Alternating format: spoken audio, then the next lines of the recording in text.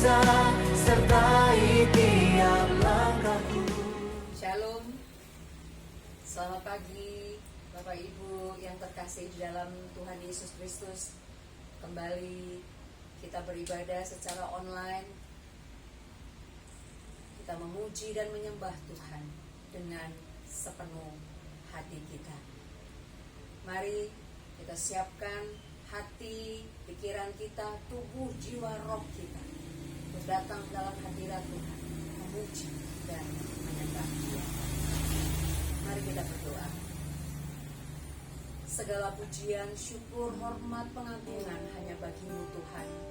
Engkau saja Tuhan Allah yang layak untuk dipuji, disembah, ditinggikan, diagungkan, dimuliakan. Sebab Engkau Tuhan yang maha agung, maha mulia. Kembali pagi hari ini Tuhan, kami boleh datang bersama-sama dengan saudara-saudara seiman kami, walaupun secara online. Tapi kami percaya Engkau Tuhan yang tidak terbatas ruang dan waktu. Engkau Tuhan yang maha hadir dimanapun kami memanggil nama-Mu. Terima kasih banyak Tuhan Yesus. Berkati ibadah kami Tuhan dari awal, pertengahan, hingga pada akhirnya. Terima kasih banyak Tuhan Yesus. Kami siap untuk memuji dan menyembah-Mu. Hanya di dalam nama Tuhan Yesus Kristus kami sudah berdoa dan mengucap syukur. Haleluya. Amin.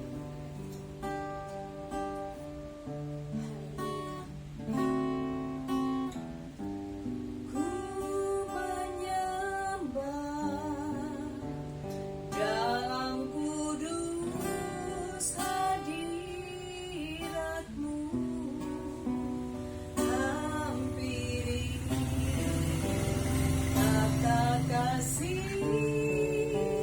karunia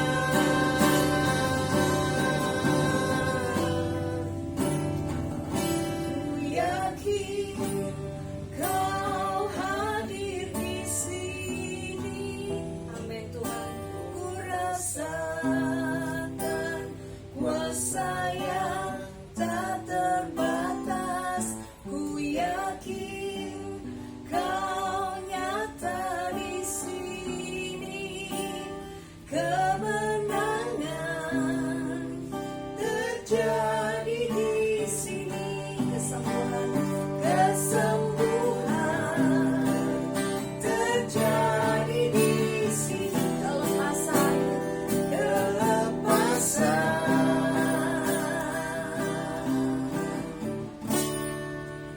terjadi di sini. Haleluya, haleluya.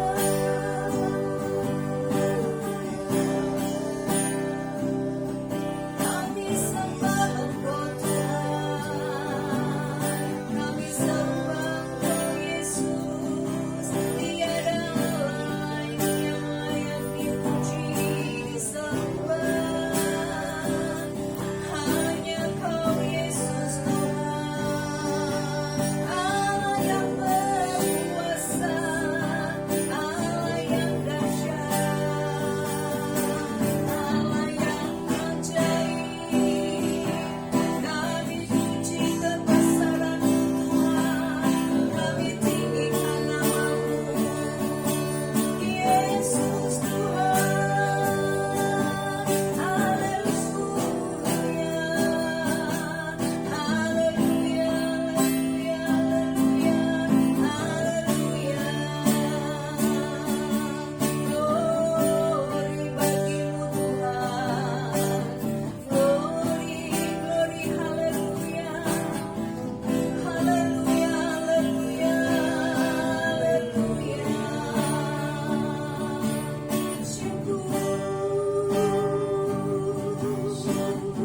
Syukur Tuhan, kami boleh menyembah Engkau Tuhan Yesus. Engkau Allah kami yang sungguh baik, Engkau Allah kami yang sangat baik. Terpujilah Engkau Tuhan, terpujilah Engkau Tuhan Yesus, kekal selama-lamanya. Haleluya, haleluya, haleluya Jesus. Haleluya, haleluya, haleluya.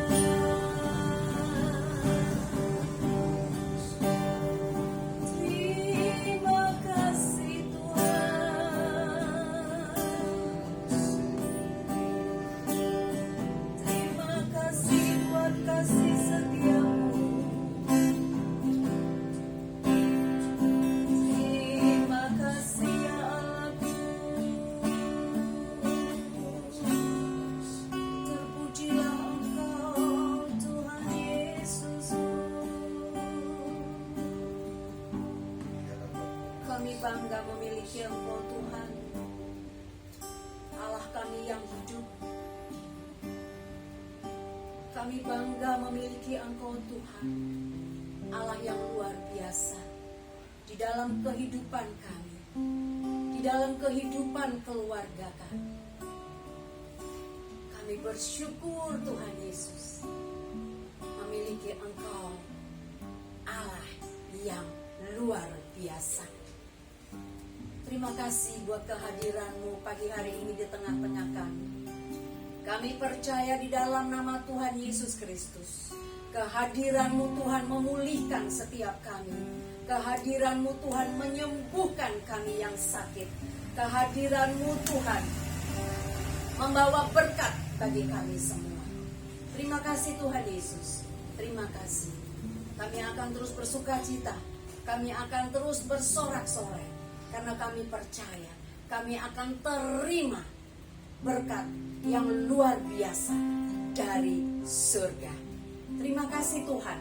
Terima kasih. Lawat kami terus Tuhan. Urapi setiap kami. Di dalam nama Tuhan Yesus Kristus kami berdoa dan mengucap syukur. Haleluya. Haleluya Yesus. Haleluya. Haleluya. Terima sukacita surga. Haleluya.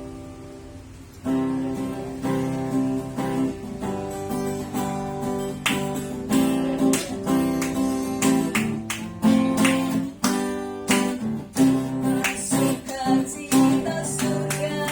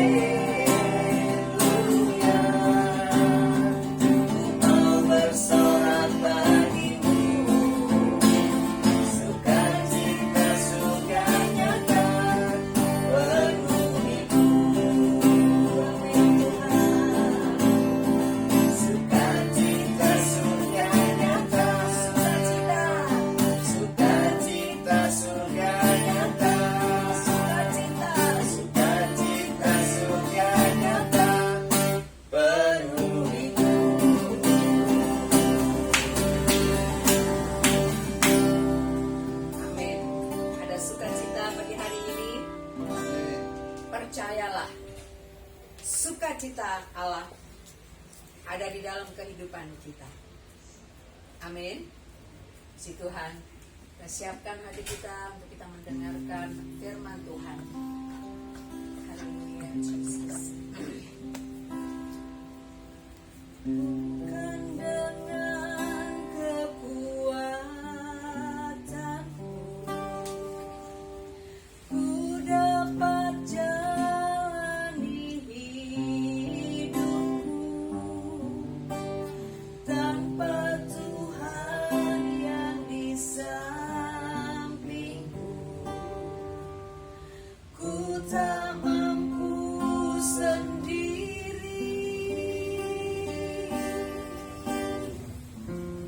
Engkaulah kuatku,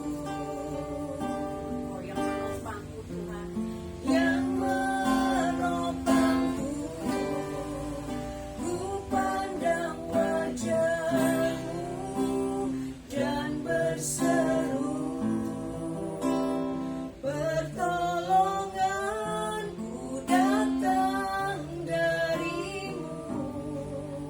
Peganglah tanganku, jangan lepaskan. Kaulah harapan dalam hidupku. Amin Tuhan. Bukan dengan kekuatanku ku dapat jalani hidupku, tanpa Tuhan yang di sampingku ku tak mampu sendiri. Engkaulah kuat kami Tuhan, Engkaulah kuatku, yang menopang setiap kami, yang menopangku.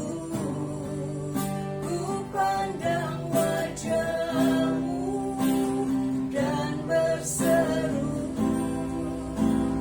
pertolonganku datang dari-Mu. Peganglah tanganku, jangan lepaskan. Kaulah harapan dalam hidupku. Ku pandang wajah-Mu dan berseru, pertolonganku datang dari-Mu. Peganglah tanganku, jangan lepaskan. Kaulah harapan dalam hidupku. Amin. Ku pandang wajah-Mu dan berseru, pertolonganku datang dari-Mu. Peganglah tanganku, jangan lepaskan. Kaulah harapan dalam hidupku. Kaulah harapan dalam hidupku. Kaulah harapan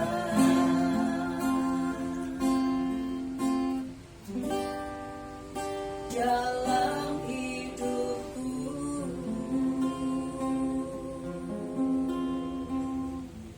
Benar Tuhan, Engkaulah satu-satunya kekuatan dan pengharapan kami. Peganglah tangan kami Tuhan.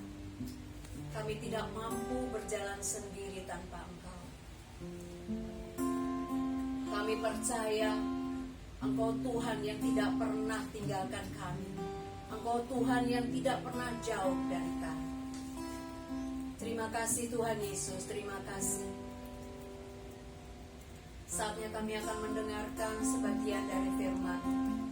Berbicaralah untuk setiap kami Tuhan. Kami rindu akan suara-Mu. Kami rindu Tuhan akan berkat-Mu pagi hari ini untuk setiap kami. Urapi hamba-Mu Tuhan yang sudah Engkau siapkan. Penuhi hamba-Mu Tuhan dengan urapan yang baru. Urapan double porsi. Terima kasih banyak Tuhan Yesus. Terima kasih. Kami siap untuk mendengarkan firman-Mu. Di dalam nama Tuhan Yesus Kristus, kami berdoa dan mengucap syukur. Haleluya. Amin. Shalom, Bapak Ibu dan saudara-saudara sekalian yang dikasihi oleh Tuhan. Selamat berjumpa kembali di dalam ibadah kita hari ini. Saya bersyukur bahwa kita senantiasa ada di dalam penyertaan Tuhan. Hari ini saya ingin berbicara tentang 3 orang yang mempunyai sifat keras kepala atau sifat yang pantang menyerah. Nah, apakah ada di antara saudara-saudara yang mempunyai sifat keras kepala ini atau sifat pantang menyerah? Kalau ada, maka saya mengucapkan selamat kepada saudara-saudara, sebab Allah dapat memakai saudara dengan cara yang sangat istimewa. Ketiga orang yang keras kepala ini, atau ketiga orang yang pantang menyerah ini, yang akan saya bahas dari Alkitab, adalah orang-orang yang sangat disukai oleh Allah. Tentu saja ada lebih banyak daripada ketiga orang ini di dalam Alkitab yang mempunyai sifat-sifat yang seperti ini. Tetapi saya akan berbicara hanya untuk ketiga orang ini. Nah, kisahnya terdapat di dalam kitab 2 Samuel, pasal yang ke-23. Banyak orang tidak begitu suka membaca pasal ini, sebab dalam pasal ini penuh dengan nama-nama. Ada 57 nama yang disebut di dalam satu pasal ini. Tidak begitu menyenangkan untuk membacanya. Orang-orang akan tertidur jika membaca sampai pasal ini. Tetapi saya beritahukan kepada Bapak, Ibu, dan saudara-saudara semua, ada 3 dari nama-nama ini yang ingin saya bicarakan. Dan mereka itu adalah 3 nama yang teratas di dalam pasal ini. Mari kita buka Alkitab kita dan kita mau membacanya. Kita akan membaca dari ayat yang ke-8 sampai dengan ayat yang ke-12 dari kitab 2 Samuel pasal yang ke-23. Demikianlah bunyi firman Tuhan. Inilah nama para pahlawan yang mengiringi Daud. Isi-Baal, orang Hakmoni, kepala Triwira. Ia mengayunkan tombaknya melawan 800 orang yang tertikam mati dalam satu pertempuran. Dan sesudah dia, Eliasar, anak Dodo, anak seorang Ahohi. Ia termasuk ketiga pahlawan itu. Ia ada bersama-sama Daud ketika mereka mengolok-olok orang Filistin yang telah berkumpul di sana untuk berperang. Padahal orang-orang Israel telah mengundurkan diri. Tetapi ia bangkit dan membunuh sedemikian banyak orang Filistin sampai tangannya lesu dan tinggal melekat pada pedangnya. Tuhan memberikan pada hari itu kemenangan yang besar. Rakyat datang kembali mengikuti dia hanya untuk merampas. Sesudah dia, Sama, anak Age, orang Harari. Ketika orang Filistin berkumpul di Lehi, di sana ada sebidang tanah ladang penuh kacang merah, dan tentara telah melarikan diri dari hadapan orang Filistin. Maka berdirilah ia di tengah-tengah ladang itu. Ia dapat mempertahankannya dan memukul kalah orang Filistin. Demikianlah diberikan Tuhan kemenangan yang besar. Bapak, Ibu, dan saudara-saudara sekalian, di dalam kisah yang kita baca ini, ada 3 kisah. Hanya di dalam beberapa ayat ini. Dan masing-masing mempunyai kisah yang pendek, yang menceritakan mengapa mereka itu dihormati di sini. Mereka itu adalah yang terbesar di antara 57 nama-nama yang lain. Ada beberapa nama-nama yang lain yang disebut, ya, dan mereka adalah orang-orang besar. Tetapi selalu dikatakan, tetapi mereka tidak sehebat 3 nama yang pertama itu. 3 orang ini terdapat pada urutan yang teratas dari daftar kehormatan yang dibuat oleh raja. Nah, ada semacam rahasia di sini. Sebab kisah ini kelihatannya tidak menjelaskan dengan baik. Saya tidak menggunakan nama-nama mereka. Saya akan sebut saja orang pertama, orang kedua, dan orang ketiga. Sebab nama-nama mereka agak membingungkan kita. Kita mulai dengan orang yang pertama. Sangat mudah untuk mengerti mengapa orang pertama ini ada di dalam daftar kehormatan raja. Sebab dikatakan, dalam satu pertempuran, ia membunuh 800 musuh. Dia adalah benar-benar seorang pahlawan. Dan saya dapat mengerti tentang orang pertama ini, kalau dia disebut orang yang besar. Tetapi tentang orang yang kedua, hanya dituliskan bahwa dia terus berperang sampai tangannya menjadi letih dan lesu dan melekat pada pedangnya. Nah, kalau ukurannya itu, maka banyak di antara kita seharusnya kita juga menerima pahala, kita juga menerima mahkota. Apakah saudara pernah menjadi sangat letih dan lesu? Pasti, saudara sekalian. Dan hal itu juga yang terjadi dengan orang yang kedua ini. Dan karena itu, dia disebut hebat. Kenapa? Kita akan menjawabnya nanti. Lalu, tentang orang yang ketiga. Dikatakan bahwa orang ini menempatkan diri di tengah-tengah ladang yang sedang penuh dengan kacang merah. Dan ia berkelahi di situ. Dia berperang di situ untuk melindungi kacang itu. Dan ia disebut besar. Kenapa? Ada satu hal yang mengikat ketiga orang ini. Yaitu sifat mereka. Sifat mereka yang keras kepala. Sikap mereka yang pantang menyerah. Dan tetap bertahan. Itulah yang mengikat mereka menjadi satu. Dan mari kita akan melihat ketiga orang ini. Orang yang pertama. Orang ini adalah gambaran yang khas dari suatu ketekatan yang tidak mundur. Meskipun menghadapi rintangan yang luar biasa besarnya. Coba kita bayangkan. Satu orang menghadapi 800 musuh. Ia tidak mempunyai granat untuk dilemparkan. Dia juga tidak mempunyai senapan mesin untuk digunakan. Pada zamannya, bagaimana caranya mengalahkan 800 musuh? Pasti, mula-mula satu. Lalu berikutnya dikalahkan. Lalu berikutnya lagi dikalahkan. Satu persatu dikalahkan. Sampai 800. Inilah gambaran daripada orang yang keras kepala dan pantang menyerah. Sebenarnya, orang ini tidak mempunyai kans atau tidak mempunyai harapan untuk bisa menang. Saya tidak tahu letaknya di mana terjadinya. Sebab Alkitab kurang jelas menceritakannya.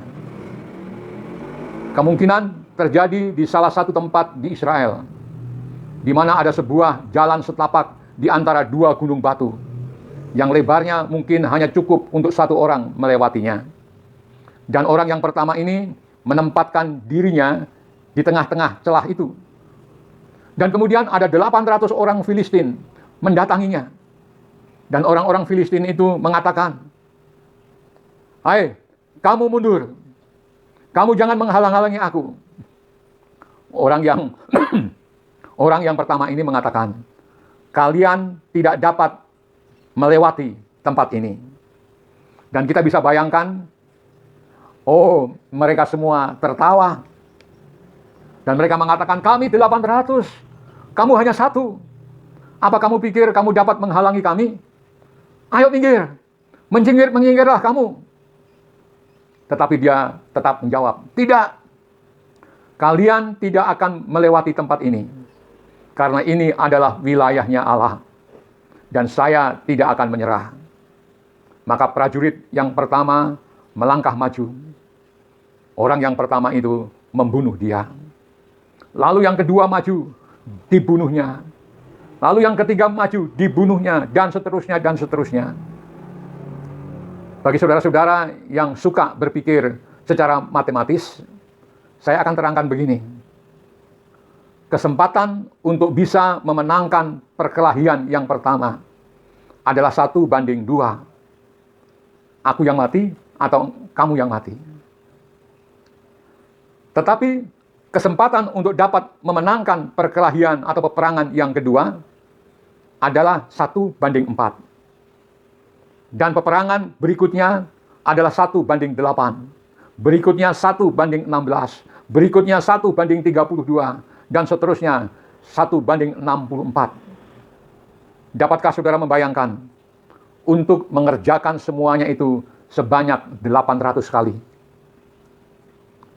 Saya rasa tidak ada satu penjudi pun di seluruh dunia ini yang akan mempertaruhkan uangnya untuk orang yang pertama ini. Ia dapat dikatakan tidak mempunyai kesempatan sama sekali untuk menang, karena lawannya itu terlalu besar. Tetapi orang yang pertama ini tetap tidak mau menyerah. Ia tetap meneruskan untuk bertempur. Nah, Bapak, Ibu, dan saudara-saudara semua, keteguhan hati semacam ini akan membuat seseorang tercantum pada urutan teratas dari daftar kehormatan raja. Saat ini, adakah di antara kita yang juga sedang menghadapi kesulitan-kesulitan yang kelihatannya tidak mungkin bisa diatasi? Mungkin saudara berkata, persoalanku terlalu besar. Ujian yang kuhadapi terlalu besar. Situasiku atau situasi di sekelilingku tidak mendukung. Tetapi saudara-saudara, yang Tuhan senangi adalah orang yang tetap bertahan. Orang yang tidak pernah menyerah. Orang yang mau maju terus. Itulah yang Tuhan sukai. Lalu, orang yang kedua.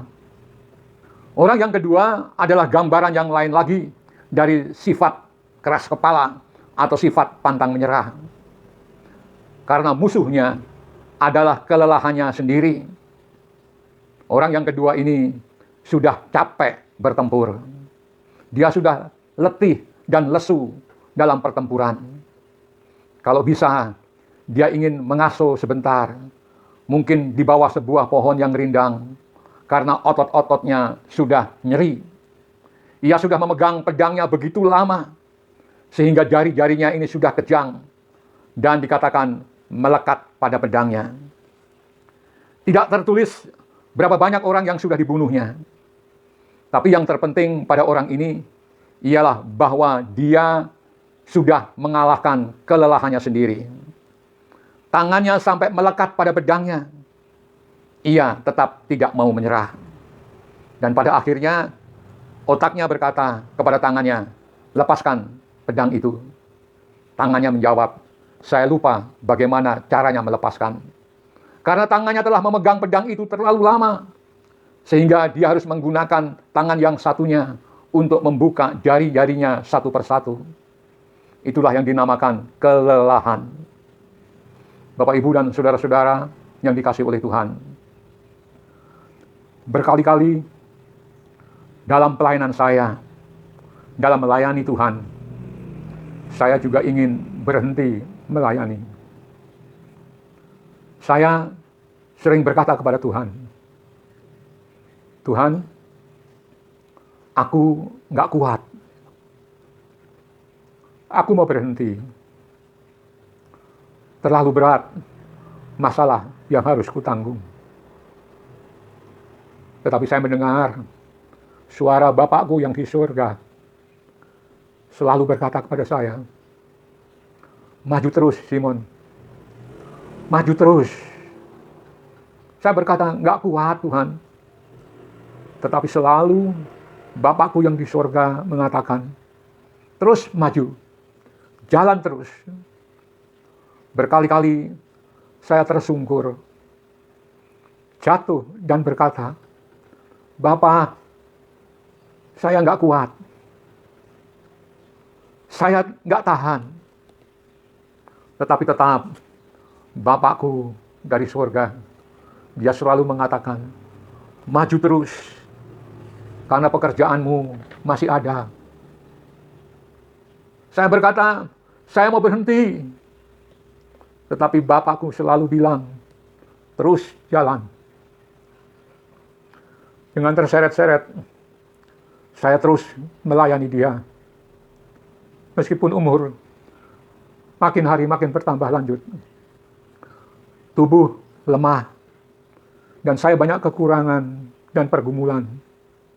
Tetapi walaupun badan sakit, walaupun sudah mulai tua, walaupun menghadapi rintangan, godaan, walaupun difitnah dan kadang-kadang disalah mengerti, walaupun menghadapi ejekan-ejekan dan tantangan-tantangan, aku mau ikut.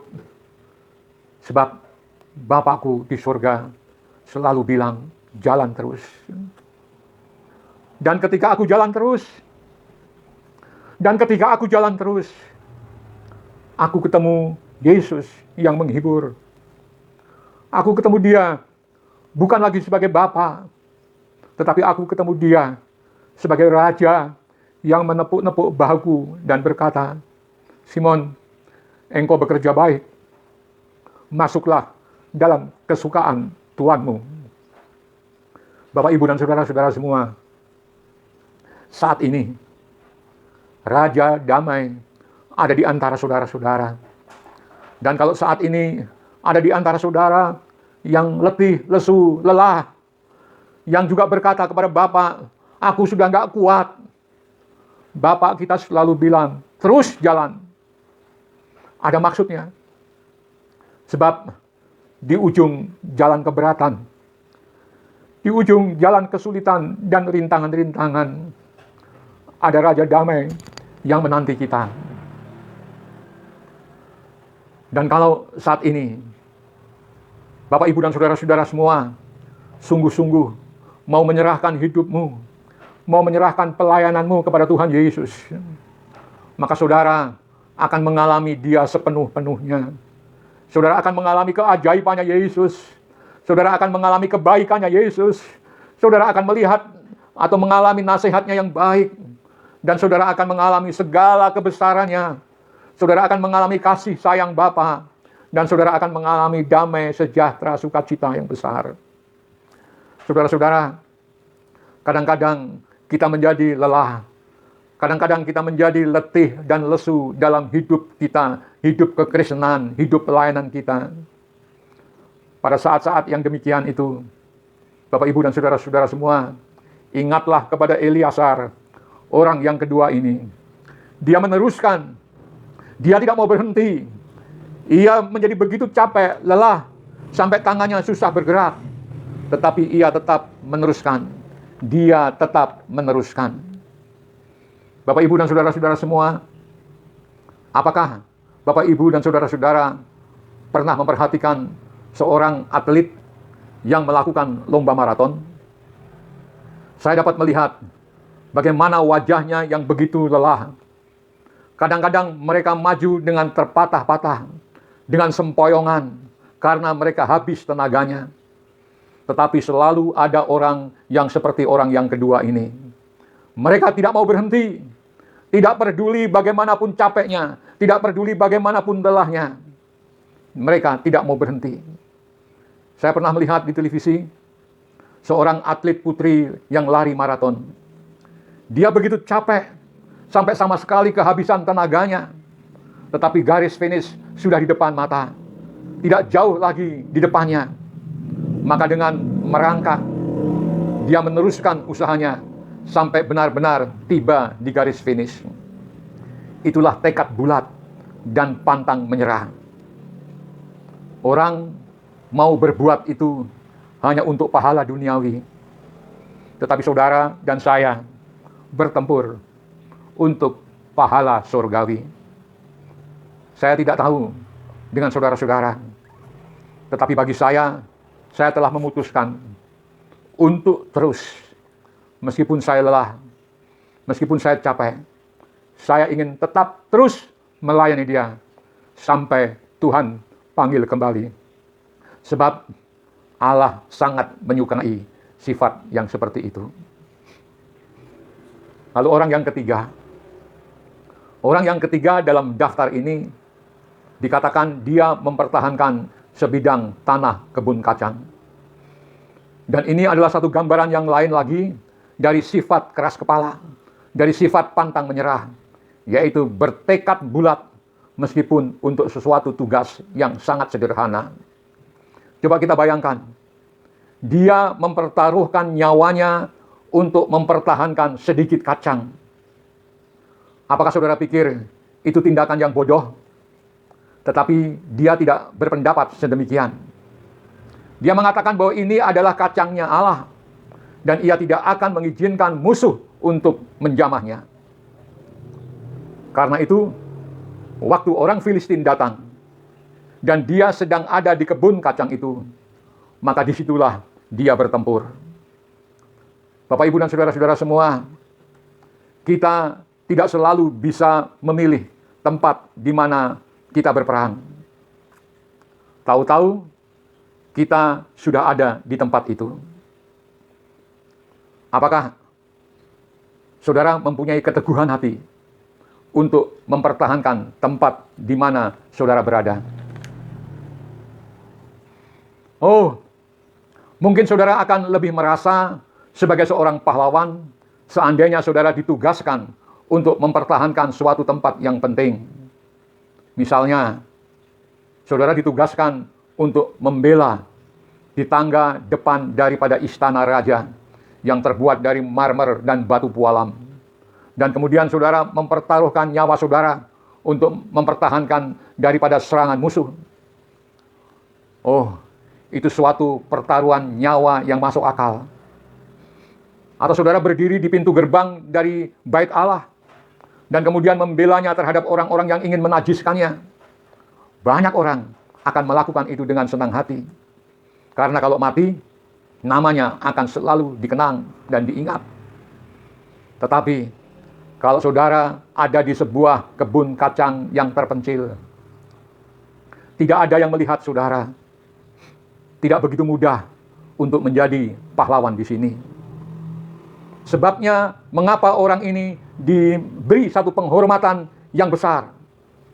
Sebab ia tetap berkemauan keras meskipun di tempat yang kelihatannya rendah. Saudara mungkin melihat di sekeliling saudara atau melihat orang-orang lain yang kelihatannya mempunyai pelayanan yang hebat. Kenapa aku hanya melayani doa saja?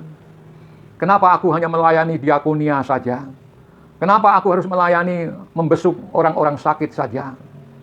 Tidak seperti mereka yang melayani di atas mimbar. Mereka kelihatannya mempunyai tempat yang penting. Mereka kelihatannya mengerjakan semuanya dan menarik perhatian. Dan saudara berkata kepada diri sendiri, apa artinya kacang ini? Mengapa saya tidak diharuskan berperang di tempat yang lebih penting? Bapak, Ibu, dan saudara-saudara sekalian, saya katakan, yang menyebabkan orang ini namanya tercantum dalam daftar kehormatan raja, bukan sebab dia berperang mempertahankan suatu tempat yang penting, tetapi dia bersikap setia di tempat di mana dia berada. Ada satu kisah yang menarik sekali di dalam kitab Kisah Para Rasul pasal yang ke-6 tentang gereja Tuhan yang pertama. Dikatakan dalam pasal itu, pasal yang ke-6, terjadilah percekcokan tentang pembagian makanan dan gereja mengangkat beberapa orang untuk mengurusi dapur. Para rasul mengatakan, ini bukan untuk kami. Kami adalah pelayan rohani. Kami hanya mengajar firman dan berdoa. Jadi kamu yang umat, kamu memilih beberapa orang yang mengerjakan pekerjaan itu. Akhirnya mereka memilih 7 orang. Di antaranya terdapat Stefanus dan Filipus. Dan orang-orang ini setuju. Ya, kalau itu yang ditugaskan kepada kami akan melakukannya. Memang itu bukan pekerjaan yang mentereng. Bahkan inilah tempat di mana ada banyak perbantahan dan kritik. Tetapi mereka berkata, baik, kalau di sini kami ditempatkan, di sini kami akan berperang. Lalu ada sesuatu yang menarik terjadi. Tiba-tiba para rasul yang dulunya begitu bangga dengan kerohanian mereka, tiba-tiba mereka hilang dari buku kisah para rasul.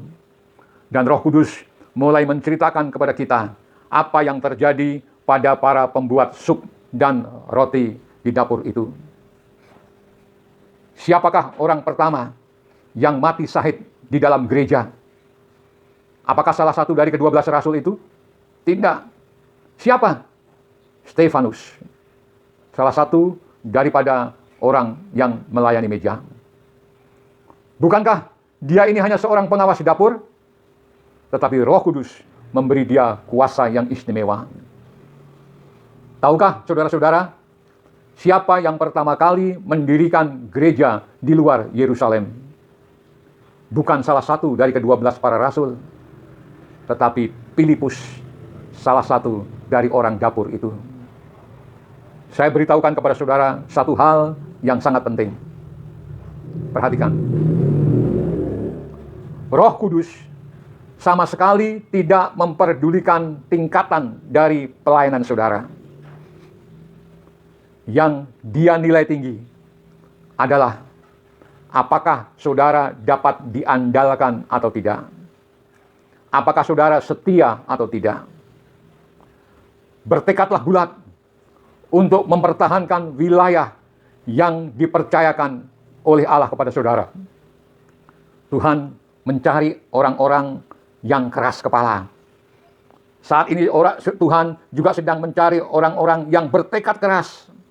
Orang-orang yang tidak gampang untuk berputus asa. Dan orang-orang yang tidak mudah untuk menyerah.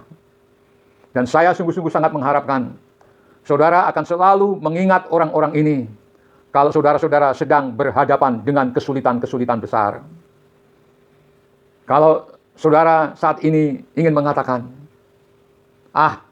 saya ada di tempat yang sama sekali tidak dilihat orang. Pelayananku tidak ada orang yang tahu. Bahkan pendetaku pun tidak tahu. Saya ada di tempat yang begitu sepi dan terpencil. Tidak ada harganya untuk diperjuangkan. Tidak ada yang peduli dengan kacang ini. Barangkali lebih baik saya tinggalkan saja dan saya beristirahat dengan santai. Bapak, Ibu, dan saudara-saudara semua, itu tidak akan membuat saudara ada di dalam daftar kehormatan raja di atas segala raja. Kesanggupan untuk meneruskan meskipun rintangan yang menggunung seperti orang yang pertama tadi. Meneruskan meskipun saudara kelelahan seperti Eliasar. Dan meneruskan meskipun dalam pelayanan yang rendah seperti Sama. Dan saat ini, kalau saudara tergoda untuk berhenti, tergoda untuk mundur, cobalah mengingat ketiga orang ini. Dan mintalah kepada Tuhan untuk menolong saudara-saudara menjadi seperti ketiga orang ini. Karena itulah yang disukai oleh Tuhan. Bapak, Ibu, dan saudara-saudara semua, kiranya firman Tuhan hari ini memberikan motivasi kepada kita semua, mendorong kita semua untuk tetap maju di dalam Tuhan. Jangan kita mudah menyerah dan kalah di dalam kehidupan ini. Apapun persoalan saudara, apapun seberat, sebesar apapun, jangan pernah menyerah kalah. Karena Tuhan akan memberikan kepada kita kekuatannya untuk kita muncul sebagai pemenang-pemenang. Haleluya. Ingatlah pada orang yang pertama tadi, dan orang yang kedua, bahkan orang ketiga. Dan biarlah firman Tuhan saat ini memberkati kita semua dan menjadikan kita kuat di dalam melayani dan mengiring Dia. Puji Tuhan. Mari kita tundukkan kepala dan kita akan berdoa. Bapa yang ada di dalam kerajaan surga, kami semua bersyukur untuk ibadah hari ini. Kami bersyukur untuk hamba-hambamu, pelayan-pelayanmu, pemain musik, pemimpin puji-pujian, backing vokal, dan orang-orang yang terlibat di dalam pengadaan atau berlangsungnya ibadah online hari ini. Kami bersyukur untuk mereka-mereka semua yang tetap setia melayani Tuhan. Tuhan, kami bersyukur untuk mereka. Meskipun pelayanan mereka ada di tempat yang tidak kelihatan, tetapi kami percaya Tuhan, Tuhan telah memberikan kepada mereka, oh Tuhan, kehormatan, sehingga mereka boleh menjadi orang-orang yang berkenan di hadapan-Mu. Terima kasih Tuhan, terima kasih. Kami juga bersyukur sudah mendengarkan firman-Mu pada hari ini. Kiranya firman-Mu menjadi berkat bagi kami semua. Terima kasih Tuhan, terima kasih. Tuhan Yesus, kami serahkan sidang jemaat-Mu dalam tangan-Mu. Apapun persoalan yang saat ini mereka sedang hadapi, Tuhan Yesus, mungkin ada di antara mereka, ada yang saat ini sedang dalam pergumulan yang berat. Persoalan mereka sebesar gunung yang seakan-akan tidak dapat diatasi. Tetapi Tuhan, kalau mereka mempunyai sifat yang tidak gampang untuk menyerah kalah pada dunia ini, maka mereka pasti menjadi anak-anak kesukaan-Mu. Terima kasih Tuhan, terima kasih. Demikian pula kepada sidang jemaat-Mu, pelayan-pelayan-Mu. Tuhan, mungkin mereka juga capek, lesu, lelah di dalam pelayanan. Tetapi mereka juga mempunyai tekad yang tidak mau mundur. Tuhan, kami serahkan mereka semua dalam tangan-Mu, dan Engkau juga memberkati mereka semua. Demikian juga pelayan-pelayan-Mu, hamba-hamba-Mu, sidang jemaat-Mu yang sudah ambil bagian dalam pelayanan. Mungkin pelayanan mereka sangat sederhana. Mungkin pelayanan mereka tidak berarti, Tuhan. Mungkin pelayanan mereka tidak ada orang yang tahu. Tetapi Tuhan tahu pelayanan mereka. Tuhan tahu keadaan mereka. Tuhan tahu hati mereka. Tuhan juga memberkati mereka semuanya. Tuhan Yesus, kami juga menyerahkan orang-orang ataupun saudara-saudara yang lain yang mengikuti ibadah hari ini, Tuhan. Kiranya Tuhan juga menilik mereka satu persatu. Tuhan, sama dengan sidang jemaat-Mu, sama dengan mereka semua. Kalau mereka saat ini juga sedang mengalami pergumulan yang berat, saat ini mereka sedang lelah, capek, dan lesu, atau saat ini pelayanan mereka juga tidak berarti, Tuhan. Tuhan Yesus, Engkau juga memberikan kehormatan yang besar, Tuhan, bagi mereka semua. Terima kasih Tuhan, dan mereka semua boleh menjadi anak-anak kesukaan-Mu, Tuhan.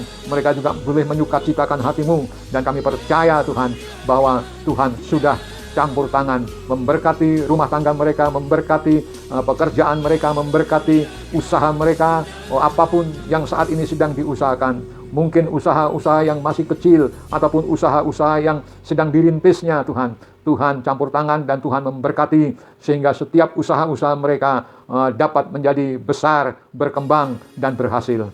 Terima kasih Tuhan Yesus, kami menyerahkan ibadah hari ini dalam tangan-Mu, dan kami bersyukur. Sebelum kami berpisah satu dengan yang lainnya, Tuhan, turunkanlah berkat-Mu atas kami semua. Haleluya. Bapak, Ibu, dan saudara-saudara semua, sebelum kita berpisah, mari kita angkat tangan kita tinggi-tinggi, dan kita akan menerima berkat dari Tuhan. Bapak, Ibu, dan saudara-saudara semua yang dikasihi oleh Tuhan, tiba saatnya kita akan berpisah satu dengan yang lainnya. Tapi sebelum kita berpisah, terimalah berkat daripada Allah Bapa, kasih dan cintanya Tuhan Yesus Kristus, serta persekutuan dengan Roh Kudus, menyertai saudara, memberkati saudara-saudara, dan kita semua diberikan sukacita yang besar. Haleluya, puji Tuhan. Damai sejahtera menyertai kita semua. Haleluya, kita berpisah di dalam berkat-Nya Tuhan Yesus Kristus. Mari yang percaya, kita katakan sama-sama, amin, puji Tuhan. Selamat berpisah, sampai bertemu dalam ibadah kita di minggu yang akan datang. Puji Tuhan. Tuhan memberkati. Haleluya. Tetap sehat,